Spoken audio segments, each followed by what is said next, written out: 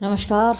आज 15 फरवरी 2024 को खुश तो बहुत हो गए तुम सारे लोग जिन्होंने मेरी क्लास अटेंड की थी, और उससे भी ज़्यादा खुश होंगे वो सारे लोग जिन्होंने मेरे सारे वीडियो देखे थे, क्योंकि एक भी क्वेश्चन उनसे बाहर गया ही नहीं है। और चलिए शुरू करते हैं। मेरे पास ये बुकलेट ए सीरीज़ की है। आप पूरा डिस्क्रिप्शन देख ही रहे हैं। पेपर आपका फर्स्ट सेमेस्टर का है। पहला ही क्वेश्चन देखिए। मैंने क्लास में आपको वाइट बोर्ड पे मार्कर से अपने हाथ से लिख लिख कर आपको रटाया था। और वो देखिए, पहला ही क्वेश्चन वो है, name the Indian novelist who wrote in English and regarded as trio. तो ट्रायो आपको अच्छे तरीके से याद ही है, आर के नारायण, मुल्कराज आनंद और राजा राव। सेकंड क्वेश्चन देखिए, by Indo Anglian writing we mean. तो इंडो एंग्लियन राइटिंग का मतलब होता है Indians who wrote in English, यानी वो भारतीय जो कि इंग्लिश में लिखते हैं। फिर क्वेश्चन नंबर थर्ड देखिए, name the author who wrote Savitri. यो हो, पहला ही क्वेश्चन और पहले ही दिन रटाया था। सावित्री किसने लिखी है? श्री अरविंदो ने लिखी है। भाई, जिन्होंने क्लास अटेंड किया था आज फुल मार्क्स लेकर आएंगे। Rabindranath Tagore was the blank space Indian on whom the Nobel prize for literature was conferred। तो पहला प्राइज, नोबेल प्राइज लिटरेचर के फील्ड में जिस इंडियन को मिला वो रविन्द्रनाथ टैगोर थे। तो फर्स्ट आएगा यहाँ पर। फिफ्थ क्वेश्चन देखिए, हमने कोई छोड़ा तो नहीं? हाँ, फिफ्थ है। देखिए, the Nobel prize was conferred on Tagore for. तो नोबेल प्राइज आपको ये मालूम ही है अच्छे से कि गीतांजलि के दिया गया था टैगोर को। फिर देखिए, Bhavani Bhattacharya was awarded the साहित्य अकेडमी अवार्ड। और मैंने कहा था कि साहित्य अकेडमी अवार्ड पर क्वेश्चन ज़रूर आता है। वो एक लिस्ट भी मैंने तुम लोगों को तैयार करवाई थी क्लास में। तो देखिए आगे ना, शेडो फ्रॉम लद्दाख, इसके लिए मिला था भवानी भट्टाचार्य को। फिर देखिए, what is the full form of R K in are के नारायण। तो आर के नारायण की पूरी फॉर्म आपने क्लास में याद की थी, राशीपुरम कृष्णा स्वामी अय्यर। और जो मैंने वीडियो अपलोड किए हैं मल्टीपल चॉइस क्वेश्चंस वाले, उनमें भी ये दे रखा है। फिर देखिए, Malgudi is the setting of blank space novels and short stories. तो मालगुडी जो सेटिंग है वो आर के नारायण की स्टोरीज और नॉवेल्स की सेटिंग है। नाइन्थ क्वेश्चन देखिए, who wrote the golden threshold. ये सरोजनी नायडू का लिखा हुआ है। फिर 10th क्वेश्चन देखिए, blank space is defined as words in the best order. तो ये पोइट्री को डिफाइन किया जाता है, words in the best order. फिर 11th क्वेश्चन देखिए, blank space is the description of an individual in his own words. तो जब कोई अपनी कहानी खुद लिखता है तो उसको ऑटोबायोग्राफी कहते हैं, आत्मकथा कहते हैं। फिर नेक्स्ट क्वेश्चन देखिए, blank space is a real description of an individual's experience about travels. तो भाई, कोई यात्रा करता है और अपने एक्सपीरियंसेस को खुद डिस्क्राइब करता है तो वो क्या कहलाता है? ट्रैवलॉग कहलाता है। फिर देखिए, the theme of a story, poem और ड्रामा इज अ। तो ये क्या है? A short summary of what the story, poem और ड्रामा इज अबाउट। थीम क्या चीज़ होती है? यानी कोई ड्रामा, कोई पोएम को या फिर कोई शॉर्ट स्टोरी जिस चीज़ के बारे में है उसको थीम कहा जाता है। फिर क्वेश्चन नंबर 14 देखिए, ये पूछ रहा है, ब्लैंक स्पेस से शुरू हो रहा है, is a literary device which refers to the choice of words made by an author to convey his point of view in a story और नॉवल और पोएम। तो भाई, किसी नॉवल में, स्टोरी में या पोएम में अपने व्यूज़ को, अपने अपने पॉइंट ऑफ व्यू यानी अपने दृष्टिकोण को प्रेषित करने के लिए जो शब्द चयन होता है, जो वर्ड्स सेलेक्ट करता है ऑथर, उसको डिक्शन कहा जाता है। What is the pen name of William Sydney Porter. तो ओ हेनरी नाम से लिखते हैं विलियम सिडनी पोर्टर। फिर who wrote the last leaf. Last leaf किसने लिखी है? ओ हेनरी ने लिखी है। और ओ हेनरी का नाम विलियम सिडनी पोर्टर है, ये आप पहले ही जान चुके। फिर जॉन्सी वॉज सफरिंग फ्रॉम। तो लास्ट लीफ स्टोरी में जो मेन कैरेक्टर है जॉन्सी, उसको क्या हुआ है, किस चीज़ से पीड़ित है, किस बीमारी से पीड़ित है? निमोनिया से पीड़ित है। फिर देखिए, who painted the leaf on the wall. तो दीवार पर पत्ती किसने पेंट की थी? बैरमैन ने पेंट की थी। क्वेश्चन नंबर 19 देखिए, what was Johnsy looking at out of the window. यानी खिड़की में से बाहर जॉन्सी किस चीज़ को देख रही थी? एन आईवी क्रीपर, है ना, एक लता को देख रही थी। Question number 20, what does the last leaf signify if it falls. तो लास्ट लीफ अगर गिर जाएगी तो उसका मतलब क्या होगा, तो उसका मतलब होगा जॉन्सी विल डाई। फिर देखिए, name the author of the story the terror. तो द टेरर कहानी के लेखक का नाम आपको बताना है, और जो 4 ऑप्शन आपको दे रखे हैं इसमें से गी द मोपासा यानी डी ऑप्शन सही है। फिर name the woman to whom the narrator of the terror is going to marry. तो टेरर कहानी का जो नरेटर है, सुनाने वाला है, वो किस महिला से शादी करने जा रहा है, तो वो ये जो महिला हैं मेड मोइजल लजोली, इनसे शादी करने वाले हैं। वैसे स्टोरी में जो दे रखा था मिली लेजोली दे रखा था, यानी ये जो फर्स्ट नेम है इसका शॉर्ट फॉर्म दिया हुआ था। फिर हम आगे बढ़ते हैं क्वेश्चन नंबर 23 पर, और ये पूछता है व्हेन डिड रेमन्स हेलुसिनेशंस बिगिन। अब ये रेमन कौन है, वो कहानी जिसका भी जिक्र हुआ है द टेरर, उसका नरेटर है रेमन। तो उसके हेल्यूसिनेशन क्या होता है, जब कोई चीज़ होती नहीं है और आपको दिखाई देती है। भूत प्रेत जैसे होते नहीं हैं लेकिन दिखाई देते हैं, तो उसमें भी उसको कोई डरावनी फिगर दिखाई देती है जो उसकी कुर्सी पर बैठी हुई है, और जब वो देखता है तो वहाँ से गायब होती है, उसको लगता है कि उसकी कुर्सी हिल रही है लेकिन वो होती नहीं है। तो ये हेलुसिनेशंस उसके कब शुरू हुए थे, तो कहानी में दे रखा है, अगर आपने वो वीडियो देखी है कहानी वाली तो आप ज़रूर जानते होंगे कि एक डैम्प ऑटम इवनिंग को शुरू हुआ था। तो सही जवाब हमारा सी होगा। फिर who is the narrator of the story the Babar's trade union. तो बाबर्स ट्रेड यूनियन कहानी का नरेटर का नाम तो कहीं दे नहीं रखा, तो मोहन, सोहन, आनंद, ये तीनों नाम फ्यूटाइल है, नन ऑफ दीज सही जवाब होगा। पूरी कहानी में कहीं नरेटर का नाम नहीं है। फिर देखिए, चंदू वॉज तो जो चंदू है बार्बर्स ट्रेड यूनियन का हीरो, वो कौन था, बार्बर है, डी सही जवाब है। फिर question number 26, the author Mulk Raj Anand in his story the barber's trade union shows Chandu as an expert in. तो चंदू किस चीज़ में एक्सपर्ट है, बार्बर्स ट्रेड यूनियन कहानी का हीरो, वो कैचिंग वास्प्स यानी बर्रैयाँ पकड़ने में बड़ा माहिर है, एंड टाइंग, और फिर वो बांध देता है कॉटन थ्रेड्स यानी सूती धागे, टू देयर वास्प्स लेग्स, यानी वो जो बर्रैयाँ हैं उनके टांगों में वो कॉटन थ्रेड्स बांध देता है और उनको उड़ा देता है। तो ये सही जवाब है ए। फिर क्वेश्चन नंबर 27 देखिए, Chandu could not study properly. Chandu उचित रूप से पढ़ाई नहीं कर सका, अध्ययन नहीं कर सका, क्योंकि हिज फादर डाइड, उसके पिता की मृत्यु हो गई थी। How did Chandu look in a doctor's dress. तो चंदू एक डॉक्टर की ड्रेस में कैसा दिख रहा था, यहाँ ए ऑप्शन सही होगा, like a priest of mission school. फिर देखिए question number 29, games at twilight is a story written by. Games at twilight कहानी किनके द्वारा लिखी गई है, वो अनीता देसाई के द्वारा लिखी गई है। फिर reading make a full man, confidence a ready man, and writing an exact man, who said, किसने कहा था, तो आपने पढ़ा ही है, बेकन ने कहा है अपने ऐसे ऑफ स्टडीज़ में। इसमें एक क्वेश्चन आपके सिलेबस से बाहर आया है, वो मैं अभी आपको बताऊंगी। बाकी तो क्वेश्चन नंबर 31 देखिए, Bacon was the wisest, brightest and meanest of mankind. मैंने ये कोटेशन बोर्ड पे लिखा था, आपके लिए याद होगा। और ये किसने कहा है बेकन के बारे में, अलेक्जेंडर पोप ने कहा है कि बेकन वाइजेस्ट माने सबसे बुद्धिमान, ब्राइटेस्ट माने सबसे इंटेलिजेंट, एंड मीनेस्ट माने सबसे निकृष्ट, नीच किस्म का इंसान है, और बताया भी था कि क्यों है। फिर देखिए, according to Bacon a man of wandering wit should study. तो बेकन कहता है कि जिसकी विट माने जिसका दिमाग वॉन्डरिंग हो, इधर उधर घूम रहा हो, एक जगह पर स्थिर ना हो, अस्थिर दिमाग वाले व्यक्ति को क्या पढ़ने बिठा देना चाहिए भाई, तो उसको मैथमेटिक्स पढ़ने बिठा दो। जब सवाल करेगा ना मैथमेटिक्स के तो कहीं नहीं घूमेगा दिमाग, तो सी सही जवाब है। फिर Lamb's collection of essays is known as. Charles Lamb का जो कलेक्शन है एसेज का, उसको किस नाम से जाना जाता है, एसेज ऑफ इलिया के नाम से जाना जाता है, सी सही जवाब है।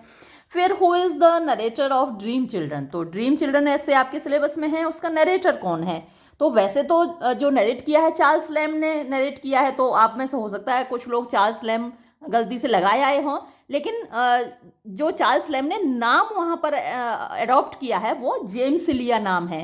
तो जिन्होंने ध्यान से पढ़ा होगा और वीडियो भी देखे होंगे तो वो सही लगा कर आए होंगे, फोर्थ यानी डी सही जवाब है, जेम्स इलिया। क्वेश्चन नंबर 35 देखिए, संजय क्लियर्स अवे द और ये मैंने आपको बताया था कि कंफ्यूज मत होना, डस्ट भी कभी कभी बच्चे करे आते हैं, लेकिन इसको अच्छे से रटा। और आपकी बुक में भी मिसप्रिंट दिया हुआ था, डस्ट दिया हुआ था वहाँ पर। तो Sunday clears away the rust, rust आएगा सही जवाब सी। फिर देखिए, name the author who wrote a room of one's own, तो उस लेखक का नाम बताइए जिसने लिखा है अ रूम ऑफ वंस ओन। तो ये वर्जीनिया वुल्फ ने लिखा है। लेकिन आपके सिलेबस में क्या था? आपके सिलेबस में था वर्जीनिया वुल्फ का प्रोफेशंस फॉर वुमेन। फिर देखिए, who is known as the missile man of India. Missile man of India आप सभी जानते हैं, हमारे hero doctor APJ Abdul Kalam जाने जाते हैं इस नाम से। फिर क्वेश्चन नंबर 38 देखिए, a period of 1000 years is known as, काफ़ी आसान सवाल था ये, सबने सही किया होगा। 1000 साल का जो पीरियड है वो क्या कहलाता है? मिलेनियम कहलाता है। फिर हम अगले क्वेश्चन पर चलते हैं। क्वेश्चन नंबर 39 ये कहता है, होम डिड रोमारोला, या थोड़ा सा स्पेलिंग मिस्टेक है, मतलब मिसप्रिंट सा है, Romain Rolland regard as a river like soul. तो किसको रोमारोला ने कहा है एक रिवर लाइक सोल? तो रोमारोला ने रविन्द्रनाथ टैगोर को बोला है रिवर लाइक सोल। फिर question number 40, the meeting place of two rivers is known as, तो जहाँ दो नदियाँ मिलती हैं, है ना, उसको क्या कहा जाता है? संगम। और यूपी में तो है इलाहाबाद में गंगा यमुना सरस्वती का संगम। फिर देखिए, कन्फ्लुएंस कहा जाता है इंग्लिश में, है ना, हिंदी में संगम। फिर name the factor responsible for the amazing success of Lloyd George in politics. Lloyd George की जो सफलता थी, नेम द फैक्टर, उस तथ्य का नाम बताइए, रेस्पॉन्सिबल जो जिम्मेदार था, for the amazing success, amazing माने आश्चर्यजनक, सफलता के लिए जिम्मेदार था, और किसकी? Of Lloyd George, Lloyd George की, इन पॉलिटिक्स, राजनीति में। तो क्या चीज़ थी? हिज ट्विंकलिंग स्माइल, उनकी टिमटिमाती हुई सी मुस्कान, अपने चेहरे पर भी रखा करिए हमेशा। फिर the tone of a person while writing a letter of complaint should be, जब आप शिकायती पत्र लिख रहे हैं तो आप कैसे लिखते हैं? यह कर दिया आपने, हमारे साथ वैसा कर दिया, हमारे साथ गलत कर दिया, हमारे साथ, है ना, चिल्ला चिल्ला के आप नाराज होते हैं। लेकिन जब कंप्लेंट का लेटर आप लिख रहे हो, शिकायती पत्र आप लिख रहे हो, तो आपका लहजा अंबल होना चाहिए, विनम्र होना चाहिए। क्वेश्चन नंबर 43 देखिए क्या पूछ रहा है, what is the fee to be paid, यानी वो क्या फीस है जो आपको अदा करनी पड़ती है, क्या शुल्क अदा करना पड़ता है, फॉर गेटिंग, प्राप्त करने के लिए, इन्फॉर्मेशन, सूचना, अंडर RTI, यानी राइट टू इन्फॉर्मेशन एक्ट के तहत आपको सूचना प्राप्त करने के लिए कितने पैसे खर्च करने पड़ते हैं? मात्र 10 रुपये। तो हमारा सही ऑप्शन डी है। फिर देखिए, which of the following should not be a part of resume, तो इनमें से कौन सी चीज़ है जो रिज्यूमे का पार्ट नहीं होनी चाहिए? एजुकेशन आपको बताना है कितने पढ़े लिखे हैं, एम्प्लॉयमेंट हिस्ट्री आपको बतानी है कौन कौन सा काम आपने किया है, लेकिन जो चीज़ आपको नहीं बतानी है वो रिलीजियस एफिलिएशन है। आपको ये नहीं बताना कि आप हिंदू हैं, मुसलमान हैं, ईसाई हैं, सिख हैं, धर्म नहीं बताना अपना। फिर next question, from which language the word curriculum vitae is taken, curriculum vitae शब्द लैटिन भाषा से लिया गया है, ए सही जवाब है। फिर नेक्स्ट क्वेश्चन देखिए, who is known as the father of English essay, तो father of English essay Francis Bacon को कहा जाता है, डी सही जवाब होगा। इतना आसान क्वेश्चन पेपर, सच्ची इससे आसान तो मैं भी नहीं बनाऊंगी, हालांकि मैं आसान बनाती हूँ क्वेश्चन पेपर, लेकिन इससे ज़्यादा आसान तो मैं भी नहीं बना सकती। Sue and Johnsy are two young female artist, Sue और जोन्सी दो युवा कलाकार हैं, वो किस कहानी में है? द लास्ट लीफ में, आपकी पहली ही कहानी है और आपकी फेवरेट कहानी है। फिर the observance of Sundays as a holy day keeps mankind, तो जब आप संडेज को होली डे के रूप में मनाते हैं, पवित्र दिन के रूप में मनाते हैं, आप चर्च जाते हैं, भाई हमारे यहाँ तो हर दिन मंदिर जाते हैं हम लोग तो, लेकिन ये संडे क्रिश्चियंस का पवित्र दिन है, तो ये उन लोगों को कैसे रखता है? सिविलाइज्ड एंड पॉलिश्ड, तो ये सही जवाब होगा। फिर देखिए, अकॉर्डिंग टू एडिसन, एडिसन के अनुसार who is the most affected by the feuds in the next village, तो जो अगला गांव है उसमें फ्यूड्स जो होते हैं, झगड़े होते हैं, उनमें उनसे सबसे ज़्यादा प्रभावित कौन होता है? तो उससे सबसे ज़्यादा प्रभावित द मासेस यानी जनता होती है। Next question 50th question, according to Virginia Woolf यानी वर्जीनिया वुल्फ के अनुसार the most daunting obstacle, the most सबसे ज़्यादा डॉन्टिंग मतलब परेशान करने वाली, डोंट का मतलब होता है हतोत्साहित होना, डर जाना, तो डराने वाली, हतोत्साहित करने वाली, डिस्करेज करने वाली, ऑब्स्टेकल माने बाधा। फॉर विमेन औरतों के लिए, राइट्स विमेन राइटर होगा है ना, विमेन राइटर्स के लिए सबसे ज़्यादा बड़ी बाधा कौन सी है?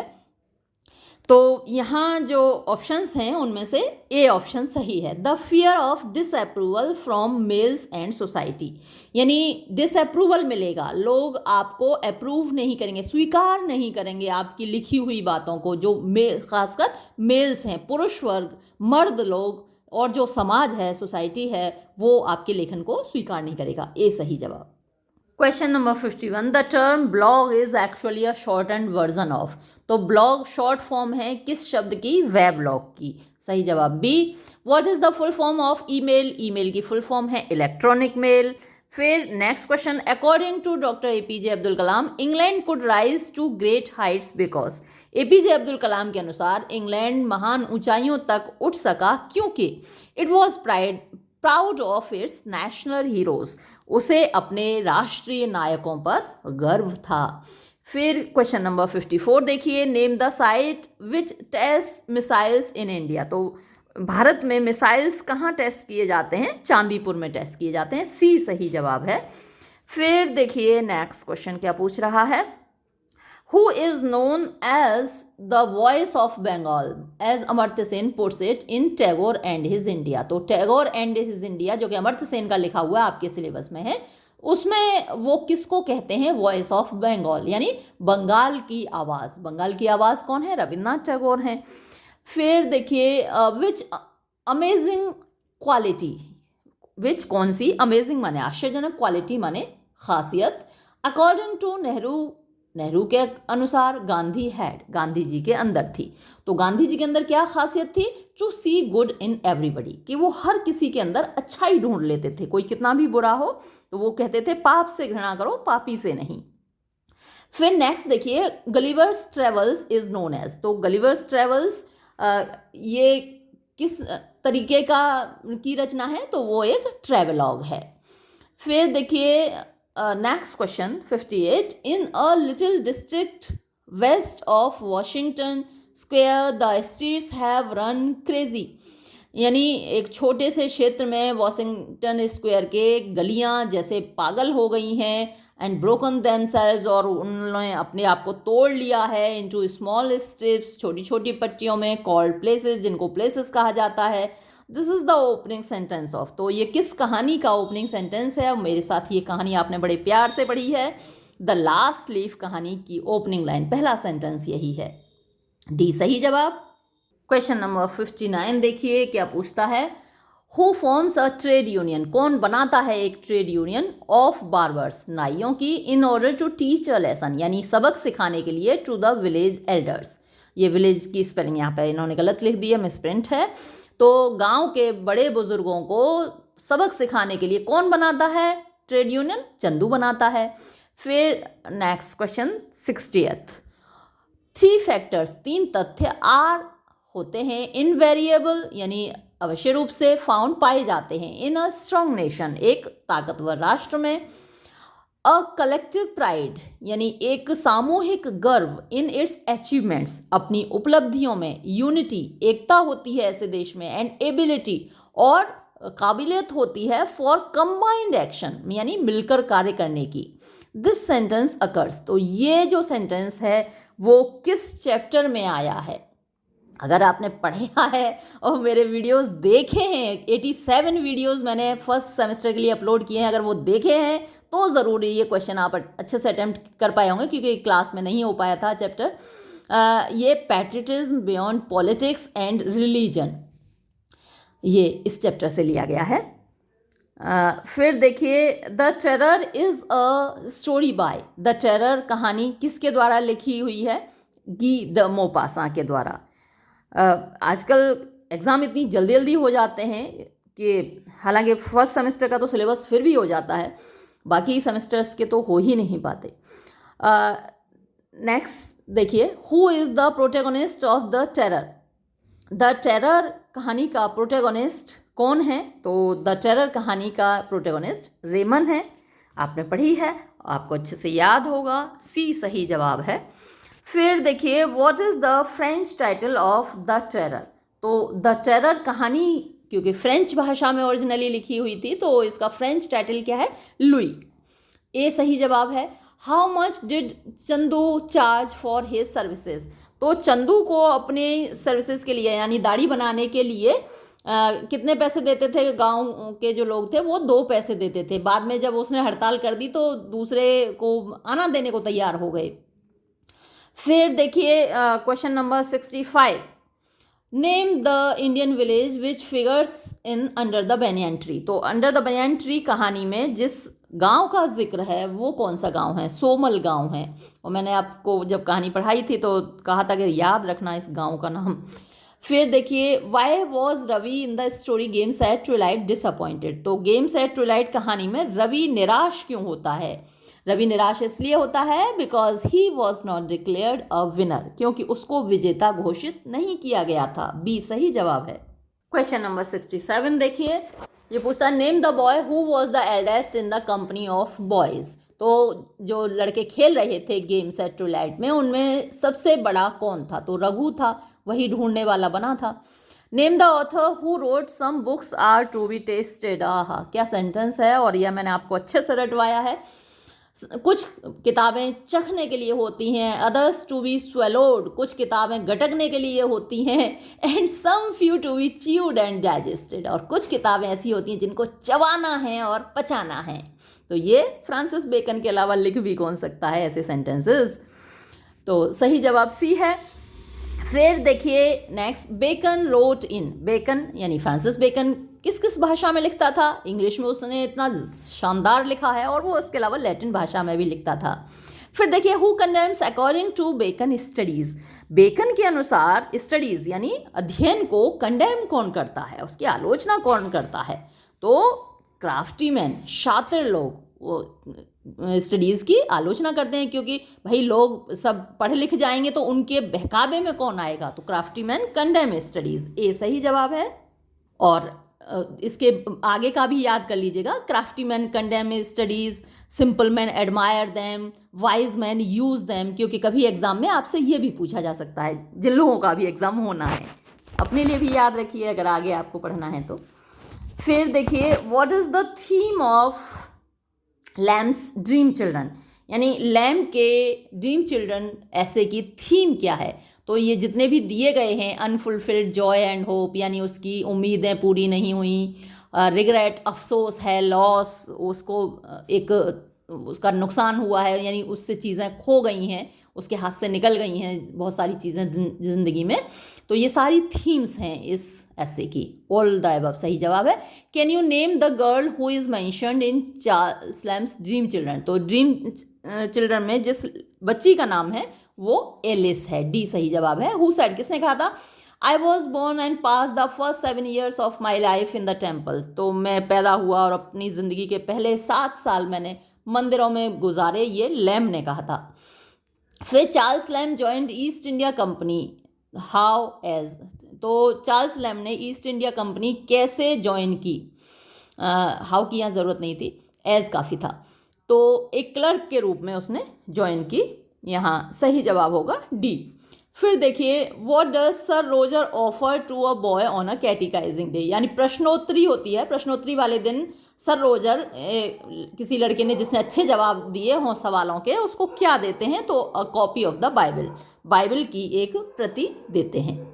नेक्स्ट क्वेश्चन देखिए 76, ये पूछता है people admire sir Roger for his. तो लोग तारीफ करते हैं, प्रशंसा करते हैं सर रोजर की, किस चीज़ के लिए? सेंस ऑफ ह्यूमर, उनके सेंस ऑफ ह्यूमर के लिए। माई प्रोफेशन इज़ लिटरेचर, मेरा जो व्यवसाय है वो साहित्य है, एंड इन दैट प्रोफेशन, और इस व्यवसाय में देयर आर फ्यूअर एक्सपीरियंसेस, बहुत कम अनुभव हैं फॉर विमेन, महिलाओं के लिए, देन इन एनी अदर, बजाय किसी और व्यवसाय के। हु सेड, तो ये किसने कहा है? ये professions for women Virginia Woolf ने लिखा है, तो ये उन्हीं का कथन है। फिर क्वेश्चन नंबर 78, अनमैरिड मैन, ये क्वेश्चन मैं आपको कह रही थी ना आउट ऑफ सिलेबस आया है आपके लिए, क्योंकि of marriage and single life ये बेकन का एक और ऐसे है जो आपके सिलेबस में नहीं है, लेकिन मैंने अपलोड किया है, तो अगर वो देखा होगा तो ही इसको कर पाए होंगे आप। Unmarried man are best friends, best masters, best servants, who said, तो ये किसने कहा है? ये भी फ्रांसिस बेकन ने कहा है। वैसे सेंटेंस का स्ट्रक्चर देख के आप अंदाज़ा लगा सकते हैं कि ऐसी बातें बेकन ही बोल पाता है, क्योंकि ये एफोरिज्म्स कहलाते हैं। एफोरिस्टिक स्टाइल ये बेकन का ही है, ये मैंने बार बार आपको क्लास में पढ़ाया है। फिर who is the central character in the lament, तो द लेमेंट में सेंट्रल कैरेक्टर इयोना पोटापोव है, ए सही जवाब है। फिर क्वेश्चन नंबर 80 देखिए, the lament deals with the theme of a father's grief at the terrible death of his, तो द लेमेंट कहानी में जो थीम है, विषय वस्तु है, एक पिता का दुख अपने किसकी मृत्यु पर, तो उसकी सन, ड्यूटर, सर्वेंट, किसकी मृत्यु हुई है? ड्यूटर नहीं है, उसके बेटे की मृत्यु हुई है, सन की, यानी ए सही जवाब है। फिर next, what is Iona Potapov by profession, profession क्या है इयोना पोटापोव का? A driver of a horse driven sledge. फिर नेक्स्ट देखिए, of the two Chandu and the narrator, तो जो बाबर्स ट्रेड यूनियन है उसमें चंदू है और नरेटर है, इनमें से हु इज ओल्डर, कौन बड़ा है दोनों में से? तो चंदू बड़ा है, 6 महीने बड़ा है। फिर देखिए, the climax of games at twilight is, तो गेम्स एट टूलाइट कहानी का क्लाइमैक्स कब होता है? तो जो चारों ऑप्शंस हैं उनमें से डी सही जवाब है, जब Ravi realises he was forgotten, Ravi ये अनुभव करता है कि लोग उसको भूल गए हैं। क्वेश्चन नंबर 84 देखिए, if sir Roger liked a prayer, अगर सर रोजर को एक प्रार्थना पसंद आती थी, ही वुड से, तो वो कहते थे blank space a number of times at the end of the prayer, यानी उस प्रार्थना के अंदर अंत में कई बार क्या चीज़ बोलते हैं? वो आमीन आमीन आमीन बोलते रहते हैं। फिर नेक्स्ट क्वेश्चन देखिए 85, which day of the week is mentioned a number of times in Sir Roger at church, तो सर रोजर एट चर्च जो ऐसे है आपके सिलेबस में, उसमें कौन सा दिन है जो कई बार मेंशन किया गया है? तो वो संडे है, Sunday clear with the rust अभी आया ही था। फिर नेक्स्ट क्वेश्चन देखिए, name the comedy the last one sir Roger watched, उस कॉमेडी का नाम बताइए जो अंतिम कॉमेडी है सर रोजर की देखी हुई, तो उसका नाम है कमेटी। फिर देखिए, the Japanese and the Germans according to doctor APJ Abdul Kalam are known for, तो जो जापानी लोग हैं और जर्मन लोग हैं, डॉक्टर APJ अब्दुल कलाम के अनुसार वो किस चीज़ के लिए जाने जाते हैं? देयर नेशनल प्राइड, अपने राष्ट्रीय गर्व के लिए, अपने राष्ट्र पर उनको फक्र है, इस चीज़ के लिए वो जाने जाते हैं, ए सही जवाब है। फिर question number 88, in which year doctor APJ Abdul Kalam became the president of India, तो किस वर्ष डॉक्टर APJ अब्दुल कलाम भारत के राष्ट्रपति बने थे? 2002 में बने थे, और दूसरी बार उनको मतलब नहीं बनाया सर, क्योंकि उन्होंने कुछ ऐसे निर्णय लिए थे जो सरकार को रास नहीं आए, है ना। वैसे हमारे यहाँ जो राष्ट्रपति होता है रबर स्टाम्प होता है, जो भी निर्णय, जो भी एक्ट पारित करके संसद भेजती है, राष्ट्रपति उस पर अपनी मोहर लगा देता है, लेकिन ये भाई थोड़े से स्ट्रिक्ट थे और इस वजह से दोबारा इनको बनने नहीं दिया गया राष्ट्रपति। खैर जो भी है, आगे बढ़ते हैं। Anton Chekhov story the lament begins and ends with, तो द लेमेंट कहानी शुरू होती है और ख़त्म होती है वो किससे? Iona and his horse, Iona और उसके घोड़े से ख़त्म होती है, इन्होंने लोना टाइप कर दिया है। फिर Chandu use to visit whose house every morning, तो हर सुबह चंदू किसके घर जाता था? जमींदार विजय चंद के घर जाता था। फिर how many types of fruits are mentioned in dream children, तो ड्रीम चिल्ड्रन ऐसे में कितने टाइप्स के फ्रूट्स का जिक्र किया गया है? तो 7 टाइप्स के फ्रूट्स हैं वहाँ पर। क्वेश्चन देखिए, question number 92, Charles Lamb borrowed pseudonym Elia from, तो चार्ल्स लैम्ब ने ये जो इलिया सरनेम है, स्यूडोनिम है, यानी छद्म नाम जिसको बोलते हैं, ये कहाँ से लिया है? वो एक इटालियन क्लर्क का नाम था, उससे लिया है।